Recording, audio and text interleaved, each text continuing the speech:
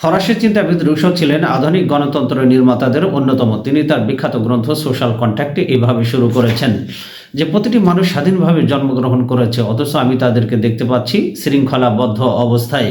মানব সভ্যতার ইতিহাসে এই বিখ্যাত উক্তিটি রুশো করেছিলেন বলে আমরা জানি, কিন্তু রুশো জন্মের প্রায় সহস্র বছর আগে হযরত ওমর রাদিয়াল্লাহু তাআলা আনহু তিনি তার গভর্নর আমর ইবনুল আস রাদিয়াল্লাহু তাআলা আনহুকে লক্ষ্য করে এই বিখ্যাত উক্তিটি তিনি করেছিলেন। তিনি বলেছিলেন, ইয়া আমর মাতা তা'আব্বাদান নাস ওয়াকাদ ওয়ালাদাতহুম উম্মাতুহুম আহরারান।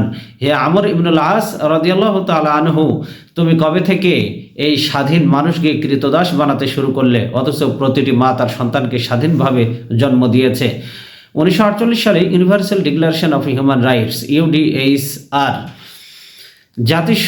জাতিসংঘে একটি চার্টার অনুমোদিত হয়। এই চার্টারটি এখানে চিন্তা, সংবেদন এবং ধর্মের ব্যাপারে প্রতিটি মানুষের অধিকারের কথা বলা হয়েছে। জাতিসংঘের এই চার্টারটি মূলত জাতিসংঘের অনুমোদিত নয়, বরং এই চার্টারটি ছিল ইসলামী বিপ্লবের ফসল। বর্তমানে ইউরোপ সহ সমগ্র বিশ্ব জুড়ে সাম্য, স্বাধিকার এবং গণতন্ত্রের যে চর্চা আমরা দেখতে পাচ্ছি তা মূলত ইসলামী বিপ্লবের প্রলম্বিত ফসল এবং ধর্মনিরপেক্ষ সংস্করণ।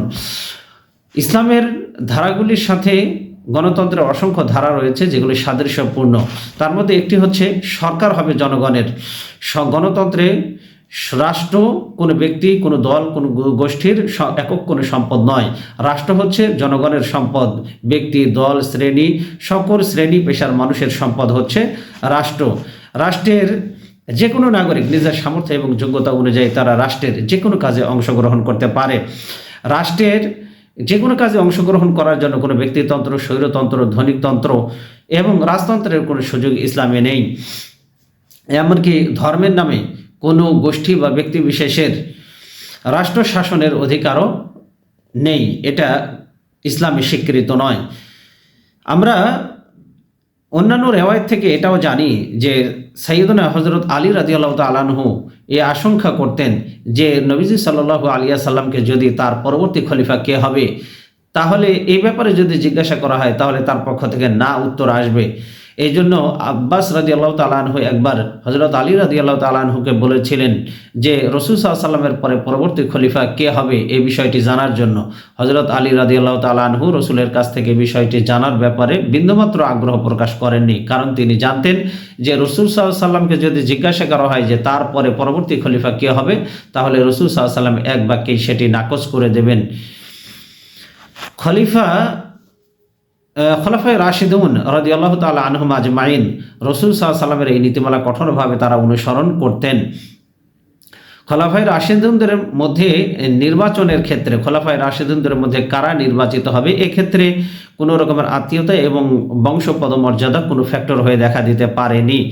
এমনকি কোনো খলিফা নিজের স্থলাভিষিক্ত করার জন্য, অর্থাৎ তিনি তার পরে খলিফাকে নির্বাচিত হবে এই জন্য তিনি তার পুত্র এমনকি কোনো আত্মীয় স্বজনের নামও প্রস্তাব করেননি।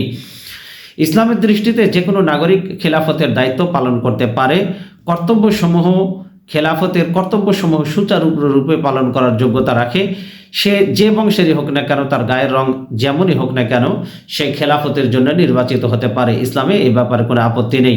স্বয়ং রাসূল সাল্লাল্লাহু আলাইহি ওয়াসাল্লাম বিদায় হজের ভাষণে তিনি বলেছিলেন, ইয়া আইয়ুহান নাস ইত্তাকুল্লাহ, হে মানবমণ্ডলী তোমরা আল্লাহকে ভয় করো। ওয়াইন উম্মিরা আলাইকুম আবদুন হাবশিয়ুন, যদি তোমাদের নাক কাটা কোনো কৃতদাস গোলামকেও যদি আমির বানিয়ে দেওয়া হয় তোমাদের, ফাসমাউ আতিউ মা আকামা ফিকুম কিতাবাল্লাহ, তাহলে আল্লাহর নির্দেশ অনুযায়ী যতদিন পর্যন্ত তারা তোমাদেরকে শাসন করতে থাকবে তোমরা শুনবে এবং আনুগত্য করবে। এটা তিরমিজির হাদিস, কিতাবুল জিহাদে রয়েছে 1706 নম্বর হাদিস। সহিহ মুসলিমেও এটি কিছুটা পরিবর্তন সহ সহিহ সনদে এই হাদিসটি বর্ণিত হয়েছে। মহানবী সাল্লাল্লাহু আলাইহি ওয়াসাল্লামের মহানবী সাল্লাল্লাহু আলাইহি ওয়াসাল্লামের আজাদকৃত গোলাম ওসামা ইবনে যায়েদ রাদিয়াল্লাহু তাআলা আনহুকে রোমানদের বিরুদ্ধে প্রেরিত একটি বাহিনীর প্রধান করে পাঠানো হয়। নবীজি সাল্লাল্লাহু আলাইহি ওয়াসাল্লাম যে বাহিনীটি প্রেরণ করেন ওসামা ইবনে যায়েদের নেতৃত্বে, সেই বাহিনীর মধ্যে কুরাইশদের মধ্যে অনেক সম্ভ্রান্ত বংশের সৈন্যবাহিনী ছিল এবং কুরাইশ গোত্রের মধ্যে বিখ্যাত ব্যক্তিবর্গ ছিল। তাদেরকেও রসুল সাল্লাল্লাহু আলাইহি ওয়াসাল্লাম এই যুদ্ধে সেনাপতির দায়িত্ব দেননি। রসুল সাল্লাল্লাহু আলাইহি ওয়াসাল্লাম তার কথা এবং কাজের মাধ্যমে তিনি জানিয়ে দিয়েছেন যে রাষ্ট্রীয় কাজে অংশগ্রহণের একমাত্র মাপকাঠি হলো যোগ্যতা এবং সামর্থ্য। এক্ষেত্রে কোনো ব্যক্তির পরিচয়, বংশীয় কৌলিন্য এবং পারিবারিক ঐতিহ্য এক্ষেত্রে কোনো বিবেচ্য বিষয় নয়। রসুল সাল্লাল্লাহু আলাইহি ওয়াসাল্লামের ইন্তেকালের পর এই নীতিমালাটি কঠোরভাবে মেনে চলেছেন খোলাফায়ে রাশিদুন রিদওয়ানুল্লাহি তাআলা আলাইহিম আজমাইন। ইসলামের প্রথম খলিফা হযরত আবু বকর রাদিয়াল্লাহু তাআলা আনহু তিনি রাষ্ট্রের কোনো পদে কাউকে নিয়োগ দেওয়ার সময় স্বজনপ্রীতি এবং গোত্রীয় যে সংকীর্ণতা রয়েছে সেটাকে কখনোই তিনি প্রশ্রয় দেননি। তিনি খেলাফতের যখন দায়িত্বে ছিলেন তখন নিজ গোত্রের কোনো লোককে তিনি রাষ্ট্রীয় কোনো পদে তিনি অভিষিক্ত করেননি, রাষ্ট্রীয় কোনো পদে তিনি তাদেরকে নিযুক্ত করেননি। এমনকি বিভিন্ন প্রদেশের গভর্নর যারা ছিলেন, কর্মকর্তা যারা ছিলেন, তাদের প্রতিও এই কঠোর নির্দেশনা ছিল যে স্বজনপ্রীতি এবং গোত্রীয় সংকীর্ণতা কখনো যেন রাষ্ট্রীয় কোনো কর্মকাণ্ডে অংশগ্রহণ করতে না পারে।